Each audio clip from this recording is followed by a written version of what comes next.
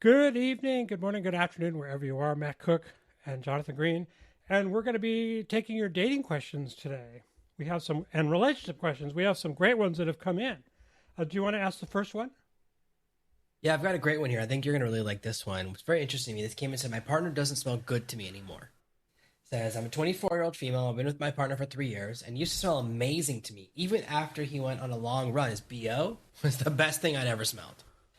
6 months ago, I got the arm implant, and now he smells awful to me, and it's really affecting our relationship. It's taking a major toll. I still love him. He's my best friend, but I have no desire to be intimate with him.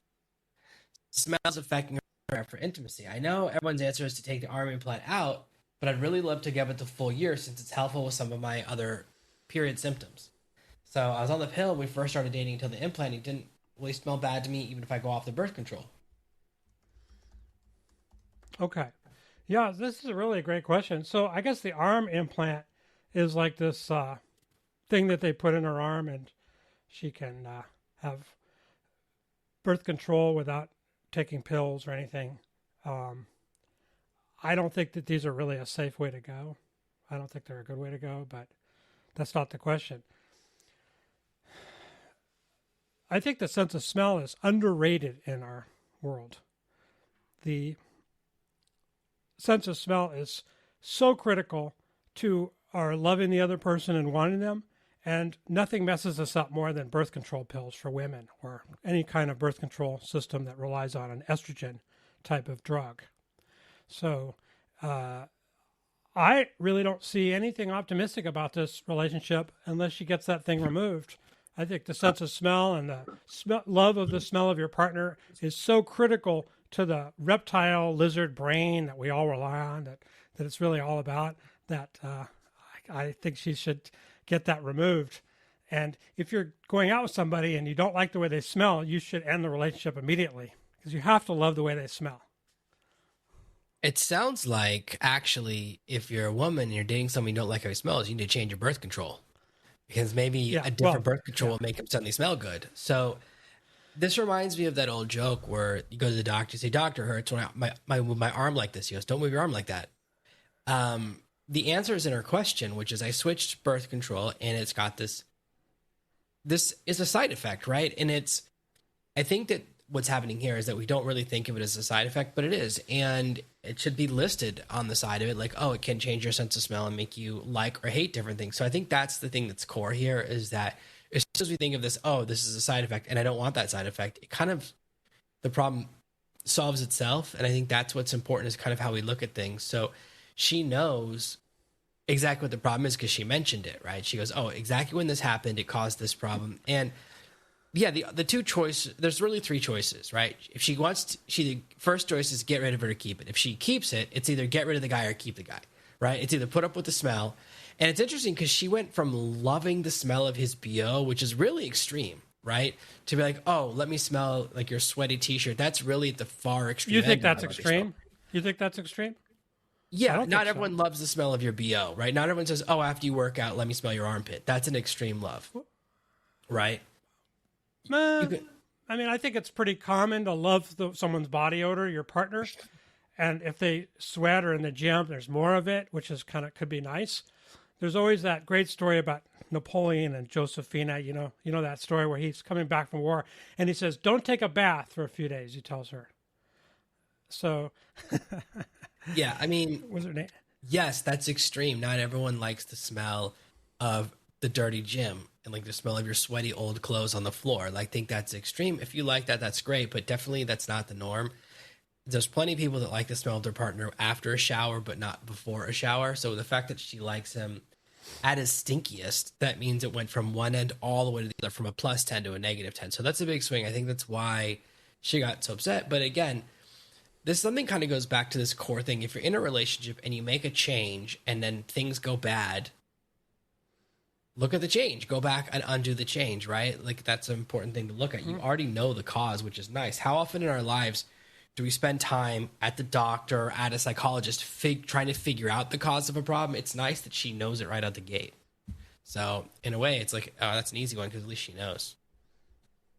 So when women are going out to meet men, if they're on birth control medication, they generally don't really pick up on men's attraction sense the same way as they normally would. So smell is super, super important to relationships. And women who are on birth control have a messed up sense of smell, which really hurts their chances of meeting a partner and falling for that partner and the relationship. I cannot overestimate how bad that can be, really. So it's better not to use that as birth control. All right. Here's one that I thought we could talk about. Let me ask you this question.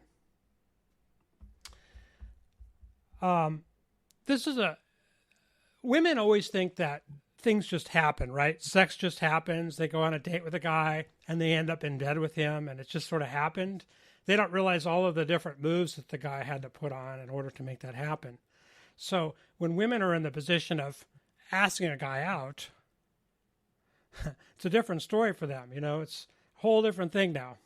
So in this case, she says, I saw a guy I really liked and I asked him out at the gym, And she says, I know it's unusual and I don't really do this before, but I waited for him to finish on his machine. Then I saw him today.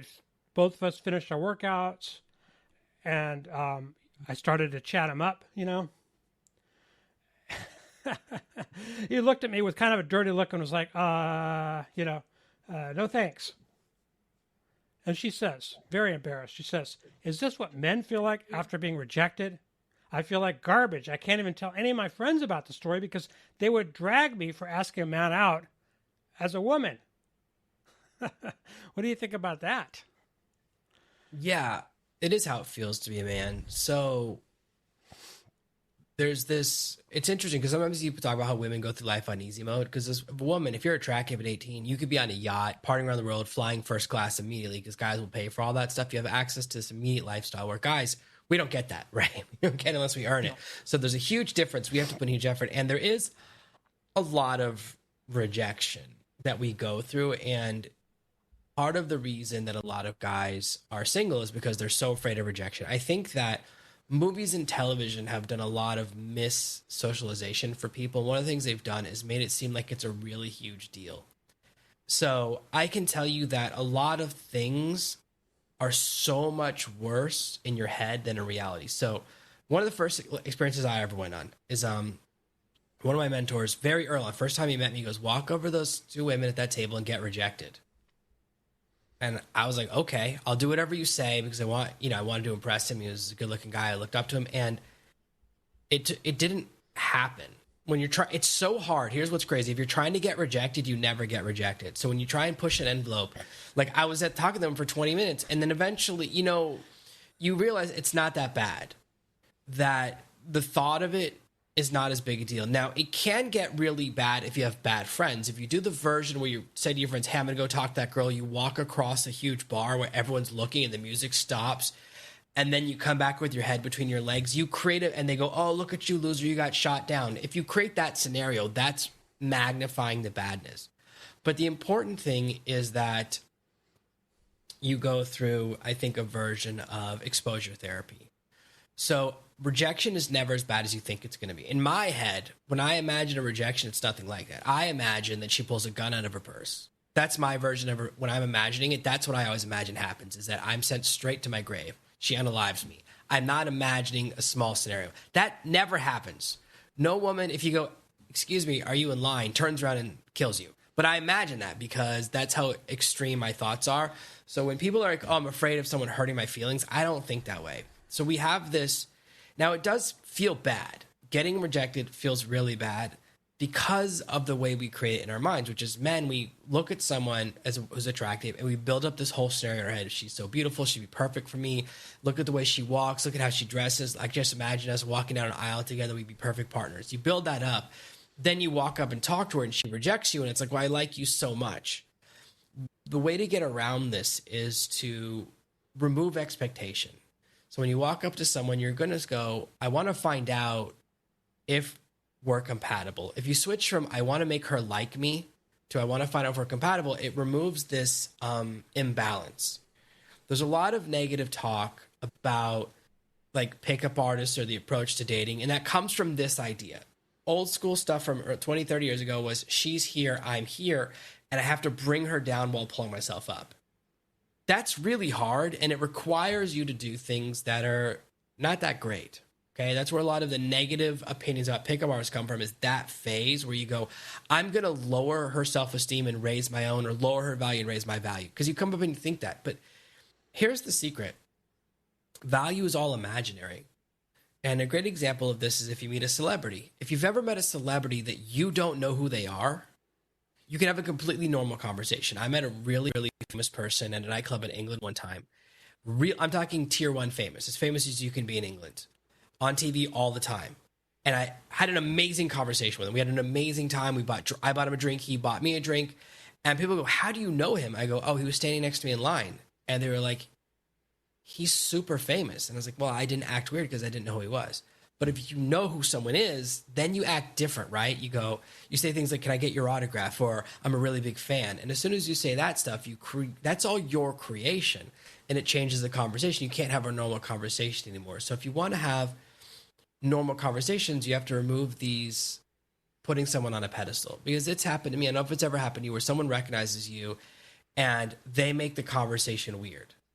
And as soon as that happens, it throws everything off, because it's like, well, I was having a nice conversation, but then I realized you see me in a certain way. My wife doesn't see me that way. When my wife's been around, where people look up to me and she goes, what is happening here? Because they go into the fan bucket. Yeah. They go into the fan bucket and not the friend or possible friend bucket. And it's like, that's the worst place for you to be. I happen to think that when you ask a woman out, I've always done better because I expected it not to work out. I expected a negative result for this particular woman and this particular interaction, because I always said to myself, I'll probably have a negative result, but if I keep asking women out, I'll have a positive result. So I'm just going to keep asking them out and expect a negative result each individual time. And that's worked out really well. I call that thinking positive by expecting a negative result. And it actually is a way to stay positive. And I was always able to ask women out and not feel too rejected, because for this particular interaction, I never really expected her to say yes. Yeah, so long story short, it does feel bad to get rejected. And maybe the next time you reject a guy, you'll be a little bit nicer. It does. Yeah. Like, let's learn that lesson. I don't think she's going to ask anyone out again. So I think that's when a guy asks her out and she doesn't like him, maybe now she'll be a little bit nicer next time, realizing how bad it feels. Maybe all women should ask one guy out in their lifetime so they can see what it's like. Probably would help, actually. You mentioned something I wanted to ask you about. You said picturing going down the aisle with a woman. Do you think men picture that? Do men actually think about a wedding and getting married? Really? I would say that men are 10 to 20 times more romantic than women. I agree. So when I was a kid, I imagined the perfect wedding so many times, way more than my sister did. And I think maybe if you watch, like, women read more romance novels. Romance novels are not romantic. They're erotic, right? They're about the bad boy and doing bad stuff. They're not about two people falling in love and starting a family. That's not what a romance novel is. So the name is a trick. And a great example of this is, and this was the theory I grew up on, which was that once a woman likes you a certain amount, then you go through a phase of building a connection enough so that she feels safe enough to be intimate with you, right? You want to create that phase, like after attraction and before you go to the bedroom, there's this phase where you form a connection. It used to be called comfort. What I discovered through a lot of research was that men need more comfort than women. So for most women, that phase can be 15 minutes, but for a lot of men, it needs to be 2 hours, where they go, I feel comfortable enough to say, I want to be naked with you. And because that's a big thing. So it's interesting to me is that, as women make a faster decision, they decide yes or no. They go, I want to sleep with this guy, I don't want to sleep with this guy. And it's a quicker decision. Whereas for men, we have to go through that easing phase. That's why it's really men who drive the thing to fancy restaurants and light candles. The only time women drive it is when they want to go somewhere just because it's expensive, but not because it's romantic. It's not the romantic element. And here's a great example of this is find a woman you're in the friend zone with and do a romantic gesture and see how much women like romance. Stand outside her window with a boombox. There used to be this TV show. I can't remember exactly what it's called. It was called something like Dave or Ed. And this guy was in the friend zone with a woman, and he would do these romantic gestures. I remember one scene. He went to her house and he set up all of these fairy lights, or like the Christmas lights, but they're all white at night, like a bunch of them. And then he came up to her front door dressed in a suit of armor. And I was like, if you did that, can you imagine if you did that to a woman in high school? Like you'd have to change high schools. They would kick you out for sure. So, well, of course, it was a takeoff on the scene of, was it All of Me, with John Cusack's holding up the boombox in her window? It's so stupid. It's so stupid. Horrible. Horrible. That scene from Say Anything is really Say Anything. So that scene is really tricky. What I used to do, because I always want to find out. So I'll say to a woman, "Hey, is there a guy that like is in the front that likes you but you don't like him back?" And she goes, "Yeah." And I'll say, "What's his first name?" She'll say the first name and go, "Okay, what if he did that?" And she's like, "I'm calling the police." I say, "What if it's a guy you don't really know?" So romantic gestures, here's the secret to romantic gestures. They only work if a woman already really likes you, like likes you a lot. Usually it's post. And they're not needed. They're not needed at that point. They're probably not desirable because they're kind of phony and stupid, really. If you already know somebody, you're sleeping together, you get to know them, what do you need that for? Well, that's the only time she won't call the cops. If she does, like at least when then you don't you're need not going it to jail. But you go outside a high school girl's window and her dad is calling the cops on you unless she really likes you. And that's just the important thing. So especially if you're 50 years old, you know. Yeah. So same thing with flowers. Flowers are really a waste until after she has already flipped the switch and likes you. And that's an important thing, is to understand that the things we see as romantic gestures, they make more sense later on in a relationship where it's saying, no, I still like you, as opposed to the initial like. So yeah, romance is very much men's creation. And I think men need it more. We're more romantic. It's kind of surprising. When I met my girlfriend that became my wife, I was thinking about our being together and having a family, but I wasn't thinking about a wedding at all. I didn't care about that. I was just thinking about, this would be someone I'd like to spend my life together and have kids with, which is what we ended up doing.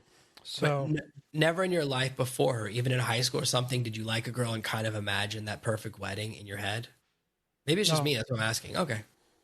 I would imagine being together with them in the rest of my life.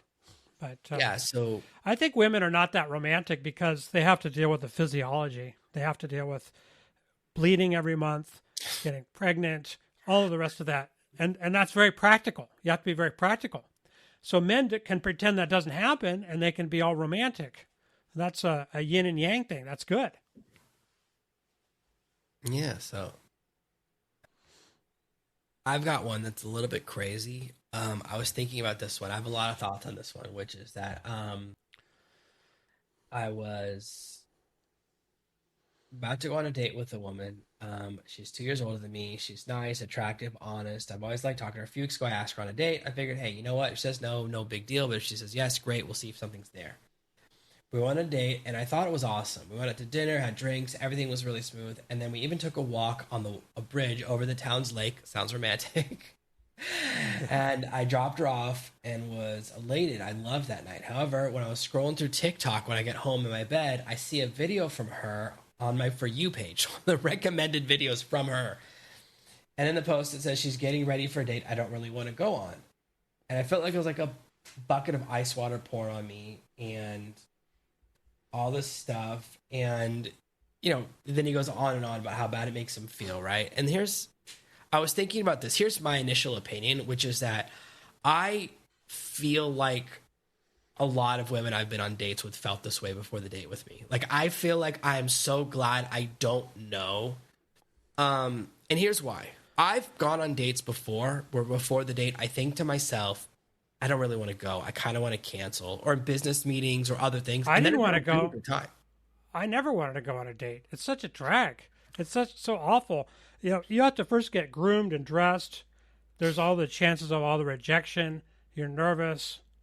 It's so stressful. I drag myself on dates, but I found them very, very difficult. I've asked this woman that we work with, I don't know if you know Heather, but she's worked with me for many, many years. And she said that she didn't really like her husband when she met him, and she didn't want to go out on dates with him at the beginning. So it's not just guys. Women could feel the same way for a while. And the thing is, there is this trend now of women putting stuff on TikTok that they shouldn't. Yes. And this is an example of this. The fact that, like, he saw it. And here's the thing. I saw this, and I was like, oh, I'm so glad it's a video from before the date, not a video of her after the date. Thing was the worst because it knows. That would be worse. Yeah, that would be really bad. I wouldn't merge the two things. I don't really care how someone felt before the date with me because the date still happened. I've been on plenty of events. Even meeting with you tonight, I was like a part of me always, every single week, a part of me wants you to cancel. Mm-hmm. And then I have a really good time. And this is not, every time I shoot a podcast of my own, every time I'm doing anything where I'm talking to another person, part of me hopes they cancel because I don't know. There's this relief if it removes the pressure. So her not wanting to go on a date, who cares? I don't care. I care that she showed up, and it sounds like the date. But you don't want to know. You don't want to know that. I don't need to be told. Right. So the lesson here is this guy needs to delete TikTok and just delete and pretend he didn't know. Because here's the worst thing you could do is bring it up with her and kind of go down that rabbit hole. And it's not worth it. And I thought it was going to go in another. I really thought he was going to talk about. I thought it was great. She thought it was bad, but none of that happened. So my thought is just, I feel like a lot of dates that I've been on, this has happened. I'm glad I didn't know. So you got to let it go. What do you think? You think he should confront her about it? No. Should never say a word about it. Pretend it didn't happen and have a really good time. And understand that everybody feels this way, that they normally shouldn't share it with their friends, especially in social media, but they did. So that's just one of those things you have to pretend never happened. And you could have a really good time and they could end up becoming a couple. You never know. It doesn't mean anything. Nothing. It means nothing. You know, speaking of this, I saw one before from a woman, and she said, "Oh, I love to cuddle with my friend. He's like really cool. We like to cuddle and stuff, but I notice I'm getting very aroused, and I think he's getting very aroused. Does this mean he's sexually attracted to me?" Now, I don't know about you, but I would never have occurred to me to cuddle with a girl unless I wanted to have sex with her, really. Maybe that's bad, but I would have never thought, oh, we'll just be friends and cuddle. Wasn't something we would do. Okay, so you have to understand that this is a woman who keeps guys in the friend zone and keeps telling herself, oh, this guy just wants, they'll say things like, oh, you're like just like a gay guy or just like a mannequin or just like a eunuch, right? They'll say those things. So then when, you know, a penis makes its appearance, it's such a surprise because she's been lying to themselves for years. Here's the secret. If a guy is cuddling with you, he wants to do more. Okay? Yeah, I definitely cuddled with a girl I was in the friend zone and hoped she would notice things happening downstairs. So I've been that guy. I'll give you an honest piece of advice for all the women out there. If a man is with you and he has an erection, he's attracted to you. Well, she must know that on some level, right? Unless he's like 14. When I was 14, if it was windy, I would get one. But after 14, right, you have control. And it's like, it's not like, oh, it's cold, I got an erection, or oh, I sneezed, or I sense danger, okay? Those things don't cause them anymore. So it sounds like there's like the fight between reality and the lie she's been telling herself. Like, yeah, here's why he's cuddling with you. He's hoping that you'll notice and touch it. Like, and it sounds like she's responding. So I can't believe it's actually working. I can't believe the cuddle strategy is working in this case. Yeah, I like the cuddle strategy for people that want to become romantic partners before they actually have sex. I think it's fantastically helpful. This is a friend zone cuddle where she's like, hey, where'd you get that? Right. I thought you didn't even have one. Like, I mean, at least this is the 1 in a million where she's responding, but it's crazy that you can say like, hey, what do you think that means? Yeah. It only means one thing. It's obvious in a way, isn't it? I have a person that's working with us. He said that they have had no sex for several years. He's married. And he says his wife has an addiction. She buys stuff. And she buys stuff that the home is filled with stuff she's bought that she can't afford, that they can't afford. So he's separated. And he said now that he's separated, she wants to have sex with him. And so now they're having sex all the time. What do you think happened? Do you think it was the separation? Why is it that the sex switch went on after several years? Okay, this is a pretty advanced one in my opinion because there's a lot of kind of moves happening here. I think that when you let someone have everything, when you give a woman everything she wants and have total control in the relationship, she loses attraction for you. So this is the classic case of woman meets a man with tattoos who rides a motorcycle, has long hair, and he's in a band. Right? She gets him to cut his hair, trade the motorcycle in for a minivan, start wearing clothes, get a day job, laser off the tattoos, and then she looks at him and goes, I'm not attracted to you anymore, right? And it's like, it's your You're not the creation. same. You're not the man that I dated. You're different. Yeah. And You made me that way. a woman will take away all the things that made you attractive and then complain. So You don't have to, as a man, you don't have to let this happen, by the way. Okay. Yeah. Continue. So what happened is she was spending all the money without any barrier. He wasn't providing any stop, right? He wasn't stopping her from the spending. He wasn't putting his foot down. He was just letting her do what she wanted. So she stopped respecting him. This is my feeling, is that she didn't respect him anymore. And when he finally said, you know what? I don't want to be a part of this. I'm out of here. For the first time, she saw his spine again, right? She hadn't seen his spine in years. She forgot he had one.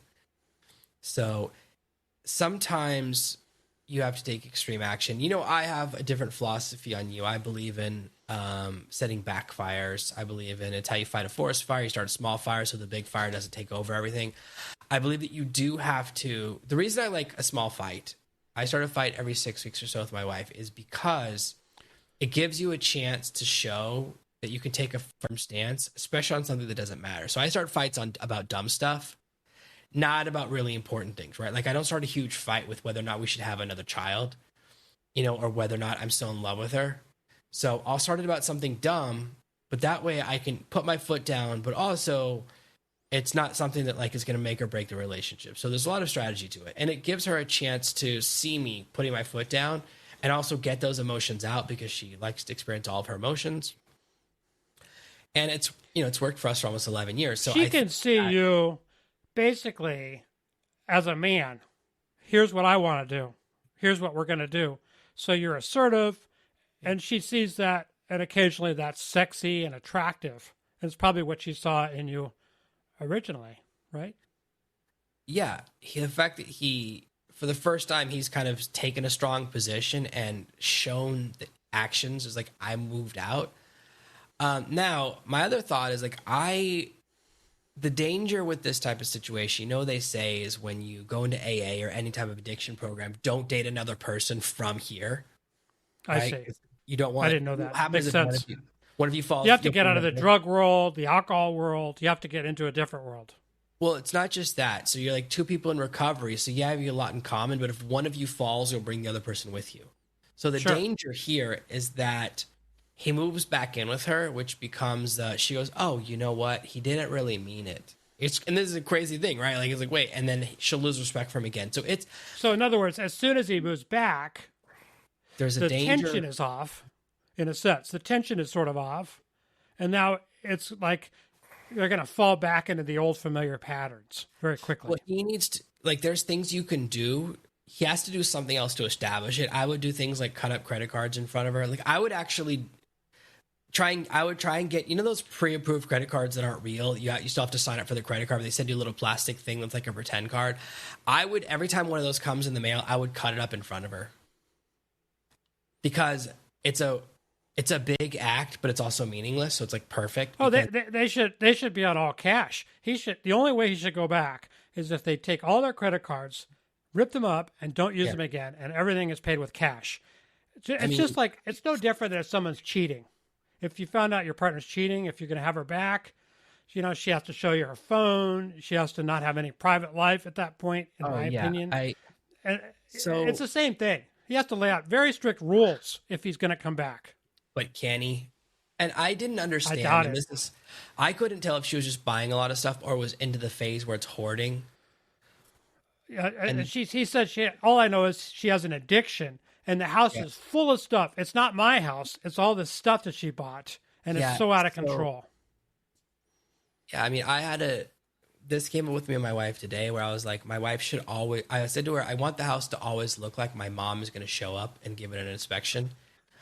I said, every day it should feel that way, right? Or it should look like a hotel. Those are the two things I say, so that we just have a baseline of what we're trying to create.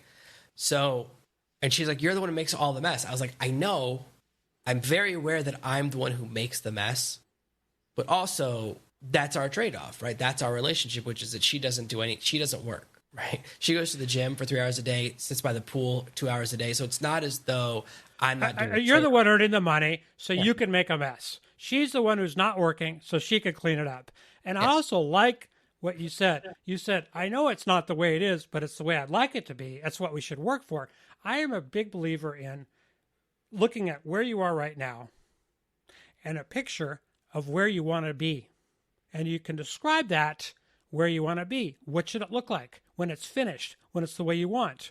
Yeah. So it's not like it's going to be that way, but the way you want it is to be, like you said, like a hotel. That's what you said. So now she can see what you want when it's done, and she can start working towards that goal. And I think that's a good way to put it, actually. Yeah, and don't forget, my wife also has 4 full-time housekeepers. She has she has a lot of help. Because you live in a remote country where you can afford that. In the U.S. here, we would be. Especially like, it's not as though it doesn't even have to be you. You could just make sure that it happens and do some oversight. So it's like exactly that, which is if you don't set boundaries, it's the same.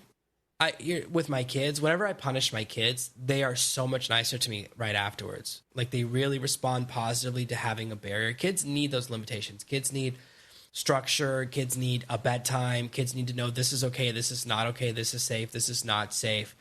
And that has to be in place, or they feel a sense of confusion. Like if you say, oh, if you do this, I'll punish you, but then you don't because you don't want to do a punishment, then it creates this real problem because they don't know, there's no barriers. So you have to set boundaries in your relationship. And what happens is if you let mission creep happen, right, where something that's a little bit annoying happens, it gets more and more, it will just grow. And maybe you never say anything until you move out, because obviously he was upset before he separated, right? The question is, did he say things as the house was getting messier and messier? Was he taking action? I don't know. But I would say, like, I mean, do you think he should move back in with her? I think he should have some rules. I'll move back in with you. We're going to rip up all the credit cards. I'm going to give you a cash allowance every week, and we're going to do it that way. It's all going to be cash. We're not going to spend anything in plastic. And if she agrees and he follows through, he should move back. Yeah, I think the hard part is that he would have to change his own behavior so much because he's put up with it for so long. He's never. You know what, Jonathan? I can't imagine why somebody, unless she's sick, why someone would put up with a 2-year no-sex relationship. Oh, that's nothing. I have a friend who did 25 years. I couldn't even believe it. It's like, what? So it happens. I know. It absolutely happens because you let it happen. The man is allowing it to happen. I know someone who's been sexless for 12, 15 years, and they still sleep in the same bed. Anybody to let that happen, I wouldn't let it happen. I wouldn't let it happen for a week. I think it's critically important you maintain a constant, ongoing sexual relationship with your partner. Again, things can happen, like, some sickness, but other than that. Yeah, so we have had those droughts, like when one of us is sick, or if one of the kids is sick and like we're taking care of that kid every night. That happens, or after we have a baby. Right. So you also have to know that there are going to be those windows of time, but you can't have no end point. I think that's the important thing. If like you just go, well, I've been sick for 3 months. I guess we're never doing this ever again, right? It's definitely a big component of your marriage. Like it's not everything, but it's just like pretty important. It's the foundation of a romantic relationship. It's a physical part of it. I mean, it's what separates you from roommates. Otherwise, roommates are exactly. Yeah, you're just roommates, and you don't ever allow that to happen. Okay. Don't ever allow that to happen. Don't put up with that. Again, I know there's exceptions. Some people are very old and they're sick. The man is sick, and he's not going to want to start over again. And they have a relationship where she's helping to take care. There's all kinds of situations, but I did want to have a discussion about that one. I've got one for you. This one's crazy. I think you're gonna love this. It's like my boyfriend abandoned me on a date for his best friend who needed him. This is a really good one because she buries the lead in the email, but it starts off with like, oh, I'm dating someone, and his best friend has always disliked me, and he's catty, so I'm catty back. And then the best friend is gay, and she buries that in there, and it's like he only dates guys that look exactly like her boyfriend. Right? So it's like, imagine if every boyfriend I had looked exactly like you, you'd start to get suspicious, right? Like you should. You go, why do you keep dating guys that look exactly like me? I go, I'm not into you. We're just friends. And so she's basically very suspicious. He's like, oh, he's always touching my boyfriend too much. He's always too touchy thing. And the thing is, even when we go out for special days, he keeps his phone with him just in case the guy needs him. I actually had a situation like this, as crazy as thing, with a friend of mine. So when I was in my 20s, a friend of mine was friends with a guy who was like always telling us, he's like, I'm not gay, but he would always go to gay nightclubs, and he worked as a gay exotic dancer. And I was like, feel like a lot of the signs for you might be, those are like some of the big signs that you might be gay, right? And it's like he had dated guys in the past. I was like, again, these are all pretty solid signs. So, but he was always saying to my friend, he even said, listen, I got a job for us as DJs where we can go to this other city and be DJs together, but we have to tell everyone we're in a relationship. Like, it sounds like I'm describing a movie, but this is really what he said. He was like, we'll be able to DJ, but you can only be DJing at these places if you're gay, because it's DJ nights for gay guys. So we'll just say we're a couple. That way no one will hit on you, but you and me will like also have to live together. And I was like, and also maybe share a bed. I mean, how far are we going here with this? This sounds like a movie setup, just right? share a bed, but nothing more. Yeah, it's like, but also sometimes if anyone walks in, we have to both be naked under the sheets just in case, because we have to keep the lie going. And it's like, this is what you see in a movie. I didn't know what happens in real life, but I didn't either.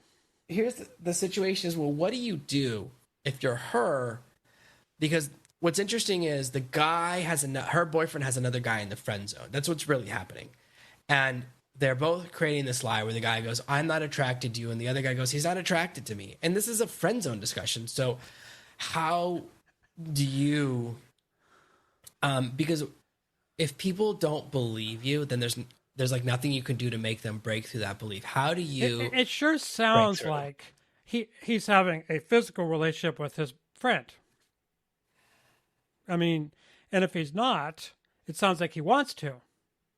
To me, I mean, don't you get that? Yeah, I think so. Story? I think that her boyfriend is not interested in the other guy, but he's lying to himself and pretending the guy's not interested in him because they're best friends. So I think it's a friend zone situation where the same thing a woman will say, right? Remember the woman said earlier, like, oh, I'm so surprised that this guy was aroused when he was cuddling with me, right? So if you have to, in order to be friends with someone has feelings for you, you have to constantly create this lie, which is, oh no, he's just like that. Right? Oh, that's just how we say these things. That's like, oh, he does. I don't see him that way. He knows I don't see him that way. He knows nothing would ever happen. It's the thing where a woman says to you, like, oh, I want to meet someone exactly like you. Not you, gross, but someone like you. I always put in the gross. Like, you don't need to say that, but you hear that. So my feeling is that she has to, I mean, the way to break someone out of the friend zone, here's my experience. When you're outside of the friend zone, you have to force them to face reality. And the way to do that is by making them look directly at an event. And I'll usually say, like, so if I meet a woman on a night out and the guy's there, and usually if there's a friend zone guy, he'll be trying to block me out because he's like paying for I don't know, because he's like paying for all of her drinks. And I'll just say, because I'm not a sleazeball, I'll say, oh, are you guys together? And he'll go, yes. And she'll go, no. It's like the most common thing. It's so common that a guy will lie and say he's in a relationship with a woman, even though he's not. And so I'll say to her, hey, has he ever gotten drunk and made a move on you? And every single person has every time she goes, oh yeah, one time this happened. I go, yeah, it's because he wants to sleep with you. And I like to do it when the person's standing there, because I want to create a moment of great tension between the two of them and it's actually, for me, it's not about the woman, it's about freeing the guy, because I've been the guy trapped in the friend zone. And he like gets mad at me. I go, I'm freeing you because you're wasting your time here. She's never going to hook up with you. I'll take care of that for you because I'm your friend. But you can now actually find someone who is attracted to you because I'm breaking you free. I've been trapped in the friend zone with someone for more than a year. So for 2 years, I was trapped in someone's friend zone. So believe you me, freeing someone means a lot, even if it feels like it's bad at the time. It doesn't feel like a prison break, but that's the only way I know how to do it. So what I would do is I would just say to the boyfriend, I say, hey, listen, have you guys ever been hanging out, like hugging or something, and then he had an erection? And I would say, that means I guess what? It only means one thing. So, and then I would also, have you ever had one too? Then I go, okay, you guys are gay for each other. Like, find out. But you have to look at it directly. You have to really call it out, and you have to do something where it's I agree. obvious. Where it's like, oh, because a girl will be like, oh, he bought me a car, but he doesn't have feelings for me. It's like, are you sure that's what that means? No, he bought you a car. You can tell yourself that, but you may not be honest with yourself. So you have to break through the delusion, but it just really feels like maybe you just need to like get out of this relationship as well, because it's never going to be better. If there's someone's best friend hates you and it's always coming up and they're hanging out all the time, like it's never going to go away. Now I've seen this sort of other situations like this. The guy has to keep in touch with his caregiver for his mother. His dog is sick and someone's taking care of the dog and he has to talk to them. There's all these things that can be like, oh, I got to be near the phone. I have to be here, honey. I'm with you, but I'm also got to be monitoring things, which is a way of not being present in a relationship. Sometimes it's unavoidable, but I think that you have to put your foot down, because otherwise you're not really together with somebody because they're over here instead of with you. So it happens occasionally, but it shouldn't be chronic.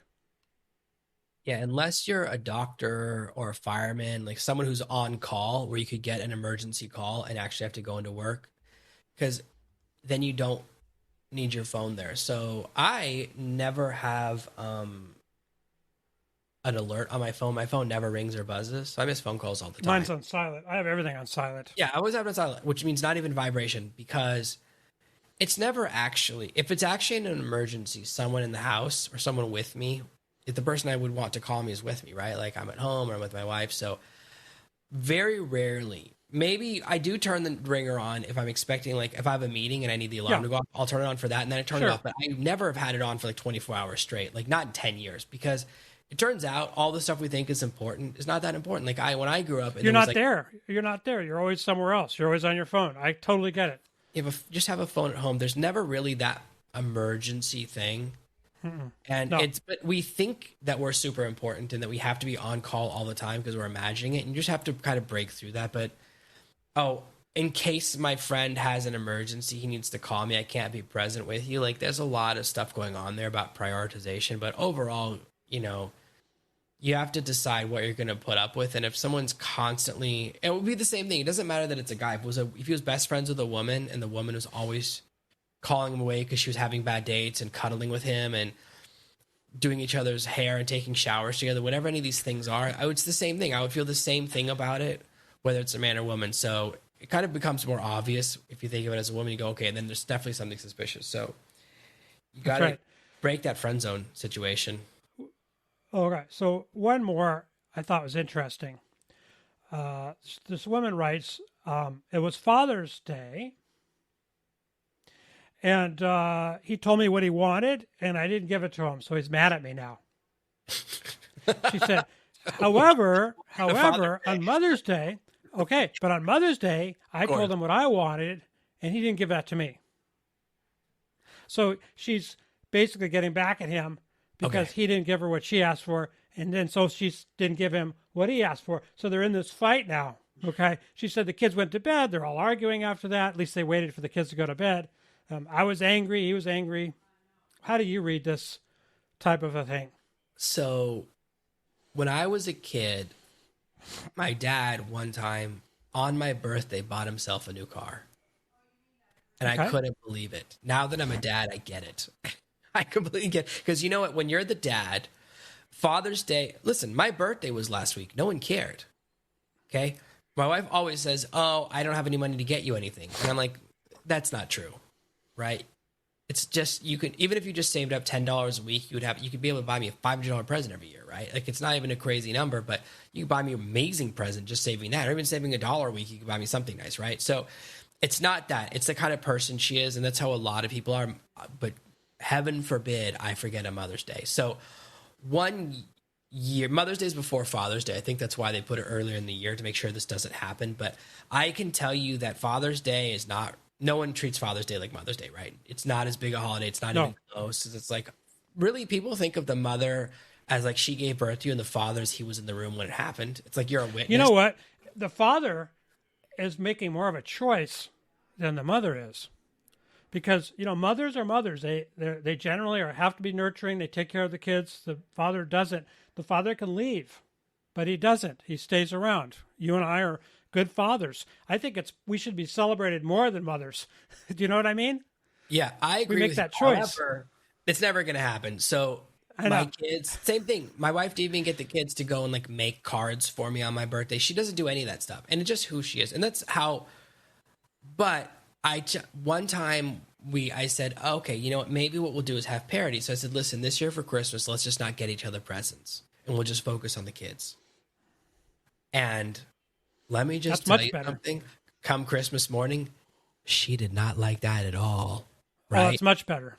It's much better. She did not, and she realized, and I was like, okay, so the truth is that like what you really like is for me to buy you stuff and you not get me anything. So when you're the dad, you got to buy yourself what you want. The answer to the question is buy yourself the present you want, and that kind of makes the problem go away because you're the one who you make. Okay, I don't think that's the issue here, Jonathan. I think the issue is that he's angry with her, and she's and they're in this anger.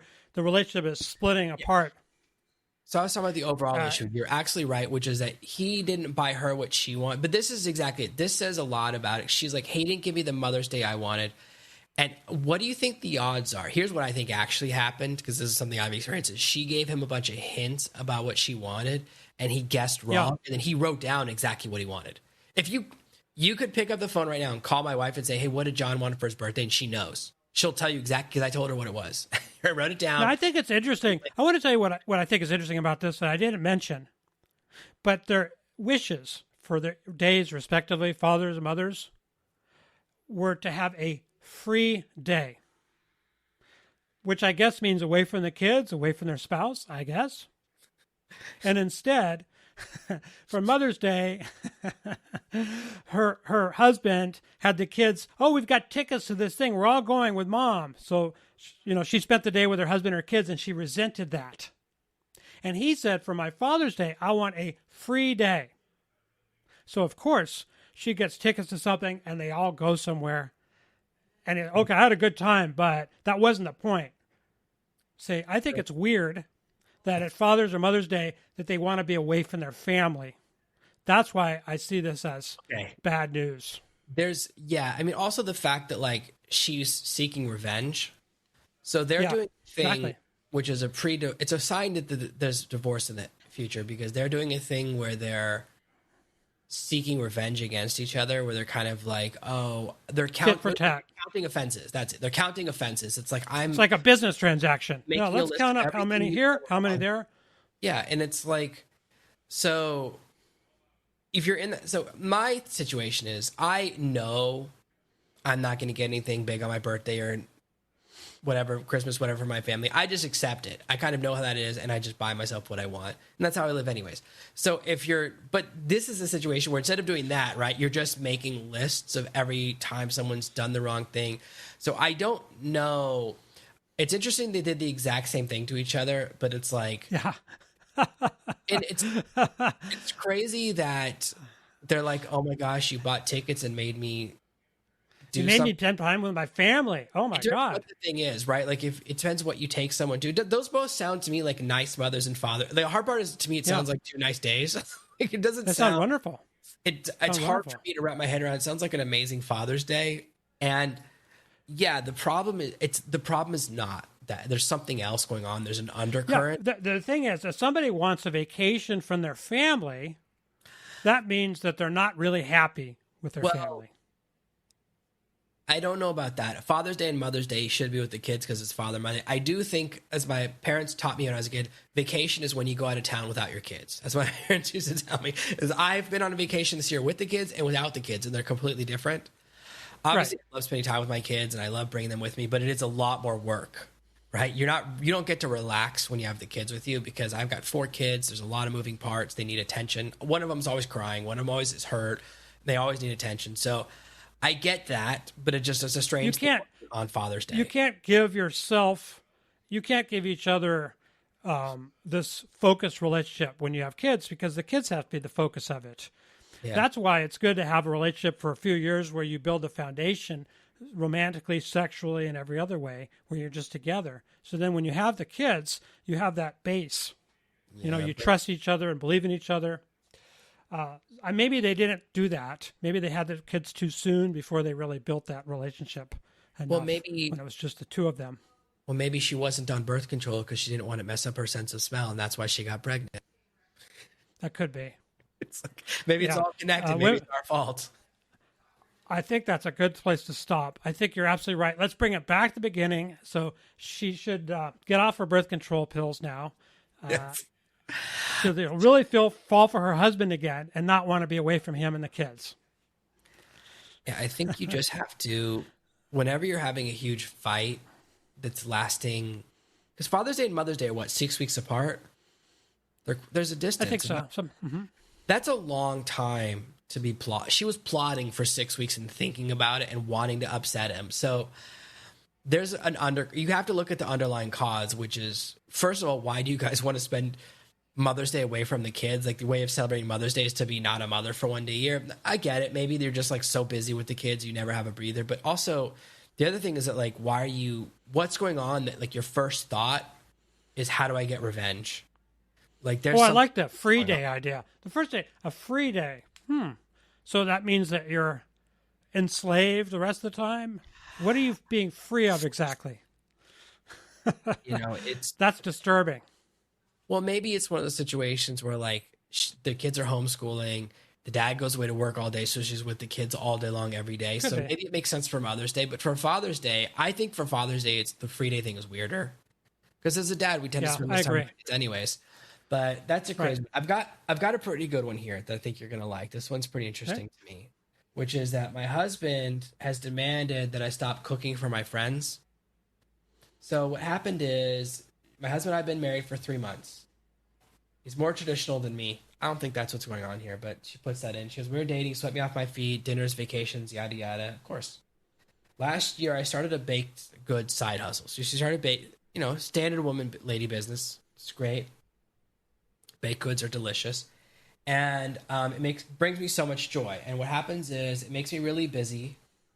Okay, I think that's the key word here, is busy, in my opinion. It says, but my husband's angry that I'm spending evenings with my girlfriends. It's maybe 1 to 2 nights a week, and I don't see people much outside of that. And he says I'm not a good wife, and he feels used because I said I was going to buy a car with my own money. He became angry, and he said he's not going to pay for groceries anymore, and that I need to contribute more money. So let's start with this. In a relationship, there's the couple's money and the woman's money. There's our money and there's her money. There's never, and this is a lesson. This is why a lot of single women who go, "Well, I make money too," but it's like, yeah, but it doesn't go into the relationship. It doesn't go into the shared pot. So I think, and maybe this is my read, is that he's paying for the groceries. She's turned the groceries into cookies, selling the cookies, and then she goes, "Now it's all my money."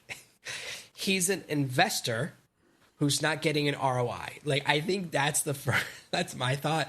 And this is something I'm very familiar with, by the way, because my wife ran a business for a couple of years and the exact same thing happened. We went to the movies once and I asked her to pay for both of us. And she goes, "Oh, this is what it feels like? I don't like this at all." And I said, "Welcome to my planet." Welcome to what it feels like when you're the one who pays for everything. So I think that, but 3 months into a marriage to say someone's a bad wife is pretty quick. So I think that the issue here is that he is seeing her move away from dependence on him, and he's feeling very insecure about the relationship.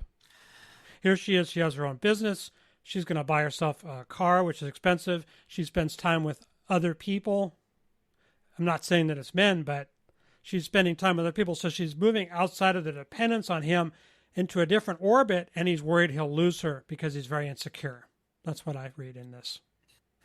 Because so it's interesting because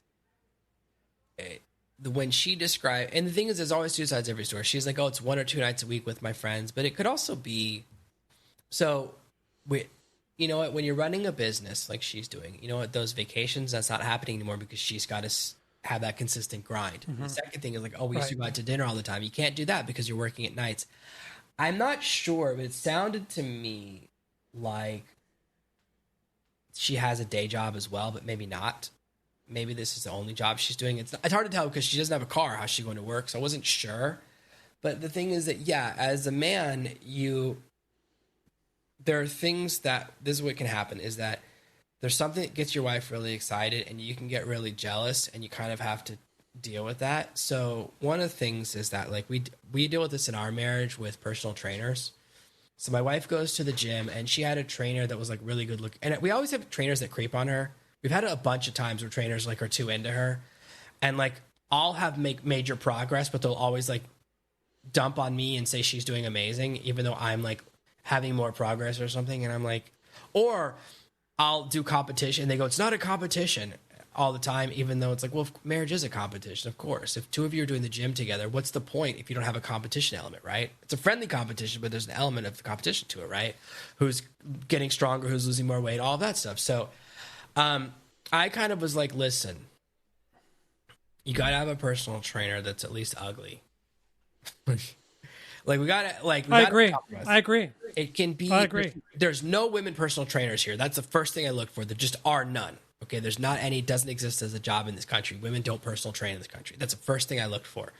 I was like, let's get me a lady personal trainer. Like, let me get in on that too. But you have to set boundaries around that don't take away the person's passion, right? So I don't want to say don't go to the gym anymore because no, what bothers him is that she's becoming independent financially. That's what's bothering him.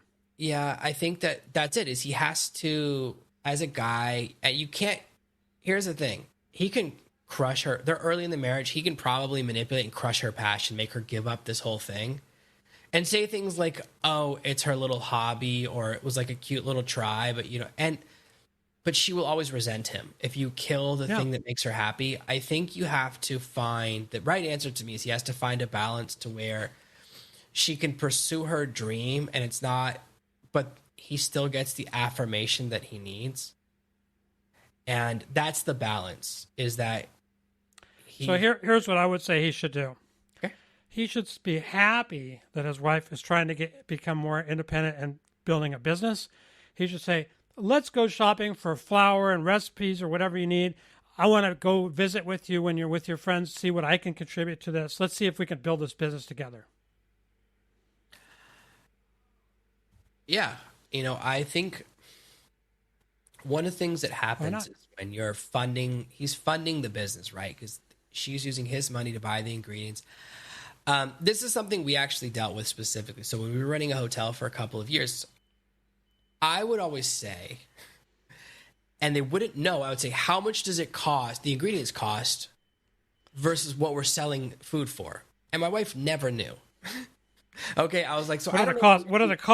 What are the cogs? Yeah, I said, so if someone's breakfast includes these ingredients, what ver it cost us, right? Because we were buying like a couple hundred eggs a day, things like that, and it's like really, restaurant is a nightmare business because you have to guess what you're going to sell tomorrow because you can't keep an egg for like 3 weeks. So, but she always struggled with that, and that was one of the big problems with it, amongst other things. Like I was like, that's why that type of business is hard because there's a lot. You have to be really good at the math with it. Stuff. So, but you were involved in it. You were involved in it to the point where you were asking her financial questions. But what he's seeing is, hey, I make the money, you buy groceries, you turn the groceries into food, you sell the food, and there's no return. I'm funding the business, but I'm not getting a reward for it. He might be seeing, that's why he's saying, but I think you're right that it's more of a jealousy thing when he's saying, okay, I'm not buying so anymore. But I think that there's things she could do where she could also say, like, listen, you know what? Even this, how about like the overhead, the cost of goods should go back to him, right? Because he's the one who's that money. You should put the money into this account. She uses that account to buy her flour and her butter, And then when the money comes in, she puts it in the account like any business. I mean, that's logical. It's also like maybe if he makes enough money that it's not a problem, he should just not care because this is a stupid thing to fight about. So here's what I'm trying to say. This is one that I considered. This is not a risky one because there are dangerous ones. I can tell you. So here's the thing. Okay. If you're feeling like you're jealous about what your wife is doing, if you look inside and you're feeling like, I really feel like abandoned or threatened by what she's doing, that doesn't mean that you should act on that feeling. You can have that feeling, just notice it and realize you're feeling threatened, abandoned, jealous.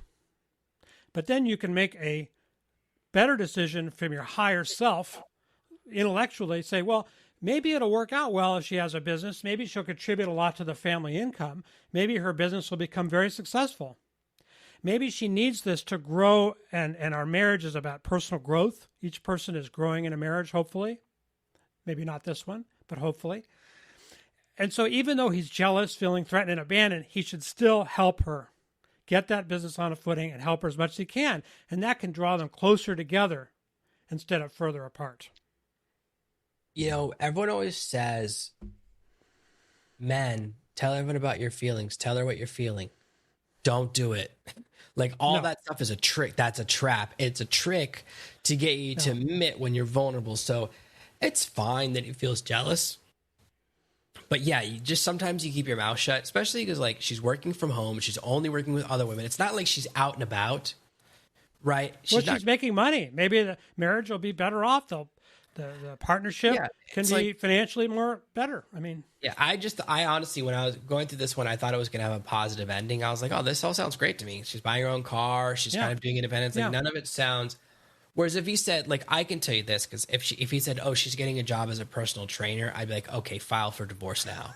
That's the the number one sign. The number one job that she's going to leave you is she's becoming a personal trainer. Number two is she's becoming a realtor. Those are the two. Which, I mean, both of those, we can still have a marriage with those things. I mean, it's not like being a... No, if it's pre-existing, yes. But if you're together for 10 years and she says, oh, I want to contribute money to the marriage, and she's like, I'm going to be a personal trainer, no, it's over. It's 100% over. A friend of mine told me that. He goes, oh, my wife wants to contribute and she's going to be a personal trainer. I was like, yeah, dude, she's going to leave you. I told him that's the first thing I said. 6 months later, she left him. Of course. Yeah. She took the kids and disappeared 6 months. So what I'm saying is, even though he's feeling threatened, abandoned, upset, he should pretend like he's enthusiastic and excited about her business. He should lie to her and show enthusiasm and help her as much as he can. That's what I'm saying. And that will draw them together. And then her feelings about being threatened and abandoned and upset will leave him. Yeah. And they'll actually be both better off because of it. Yeah, I mean... Don't act on your feelings all the time. You could... One of the things that we have in this world is if you have a feeling, you're supposed to tell it, you're supposed to act on it, don't keep it bottled up. No, you should keep it bottled up. You can also lie and pretend that you're excited about something because eventually you might become excited about it, and then your loved one will feel that they're supported. So don't act on your feelings of jealousy and being abandoned and insecurity. Don't act on it. Yeah. That's good. You got any more? Nope, we're good. Well, this is exciting, and thank you so much for being here. Hit the like and subscribe. We're getting more and more subscribers. We're going to be doing this for a long time. Hit the bell icon because wherever you are, you get to hear this exciting and entertaining podcast, video, wherever you are. So hit that bell icon and like this, leave us a comment, and we'll see you next week. Bye for now.